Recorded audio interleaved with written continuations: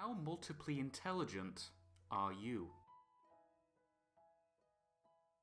When we think of intelligence, we usually think of Albert Einstein, a genius, the theory of general relativity, E equals mc squared. Maybe that photograph where he sticks out his tongue at the camera. We don't usually think of other kinds of people. Well, perhaps we should. The very cool looking professor on the right of the photograph is, of course, Professor Howard Gardner.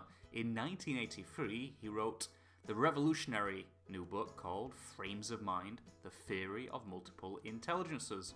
As the title suggests, he argued that there are modalities or different abilities by which you can measure intelligence by.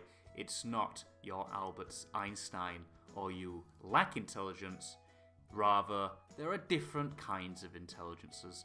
In 1983, he proposed 7 different kinds of intelligences. We will look at those one by one with some very clear examples, and then look at the last 2 that were added later after his revolutionary new book. If you have a friend at university like this, then you can tell her she has musical, rhythmic, and harmonic intelligence.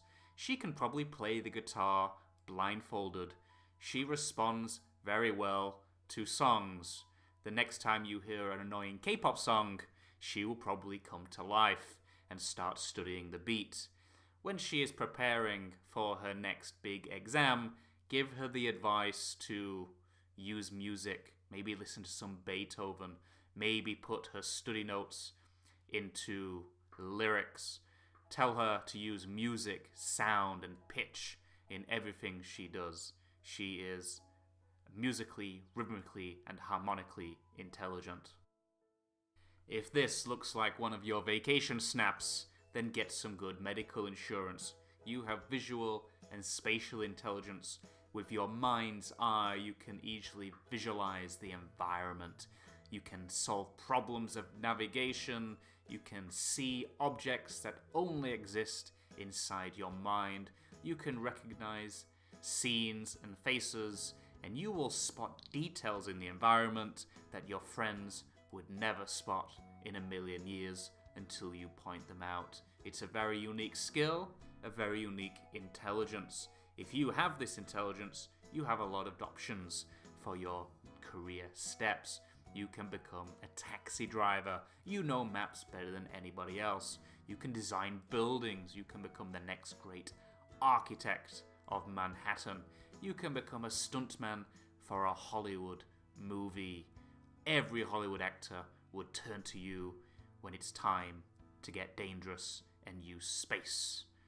This is visual and spatial intelligence. So you fancy yourself the next William Shakespeare, or a Martin Luther King Jr., or a Jane Austen. Words flow around you like the river goes through the Amazon rainforest.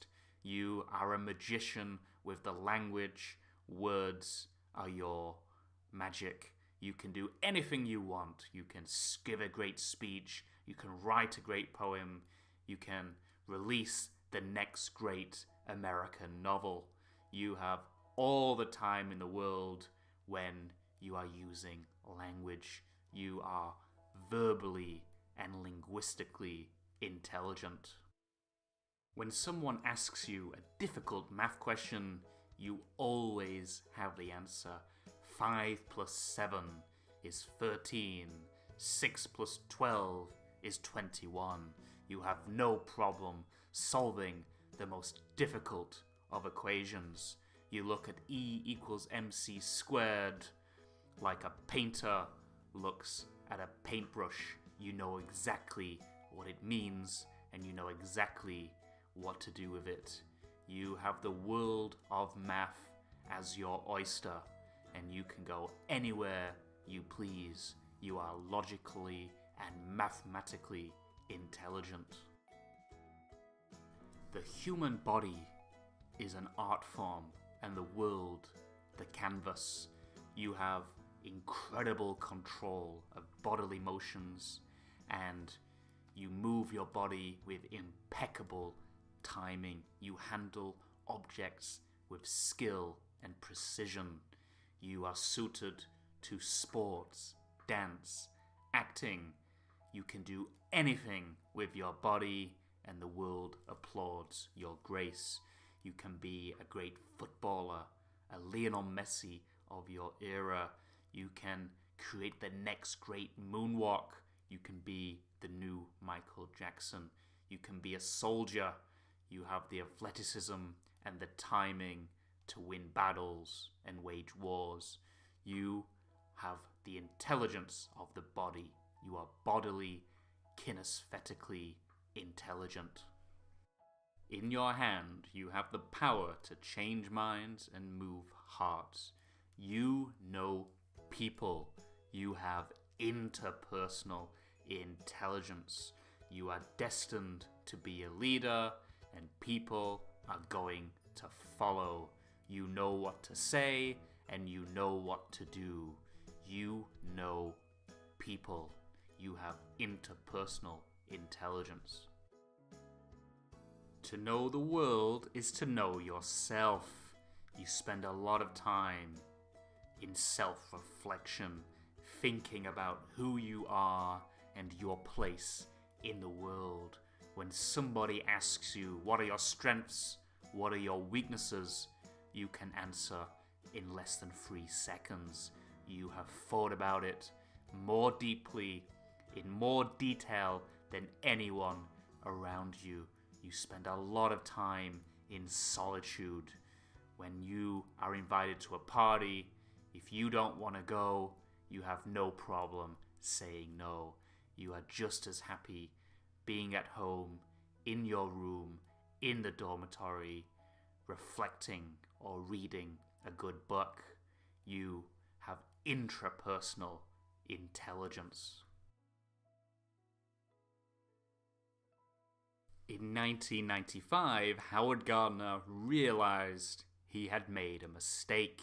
There was something missing from his original book. The 7 intelligences had to become 8. And so he proposed the 8th intelligence, naturalistic intelligence. He said, if I were to rewrite frames of mind today, I would probably add an 8th intelligence, the intelligence of the naturalist. It seems to me that the individual who is readily able to recognize flora and fauna, to make other consequential distinctions in the natural world, and to use this ability productively in hunting, in farming, in biological science, is exercising an important intelligence, and one that is not adequately encompassed in the original list. Yes, this is the intelligence of the hunter, the gatherer, the farmer, the botanist, and the chef. It is the naturalistic intelligence. Enter the last intelligence, existential intelligence, proposed by Howard Gardner in 1999. What does this mean?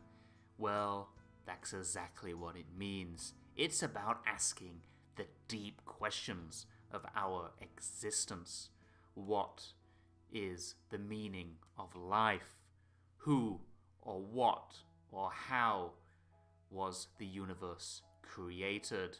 What is the future of the human species? Are we actually living inside some kind of comedic computer game simulation?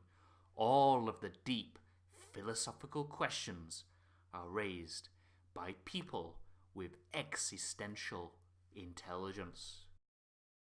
Multiple intelligences have had a huge impact on the world as we know it, particularly in business and education.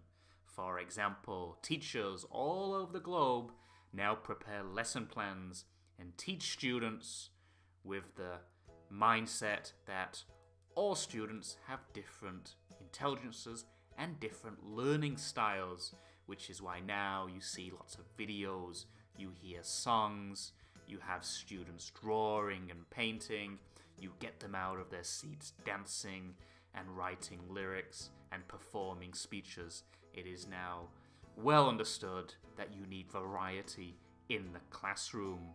Whether or not we can categorize intelligences in this way or learning styles in this way remains to be resolved. It is a source of continuous and furious debate.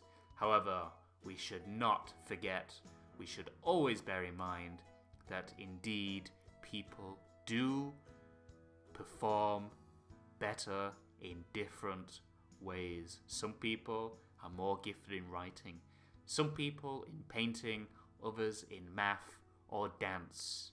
We should respect all the different kinds of achievement that we have as people. I hope you enjoyed my review of The Multiple Intelligences by Howard Gardner. If you enjoyed it, thank you very much. I really appreciate your enjoyment. My name was Wayne Finley. Have a great day.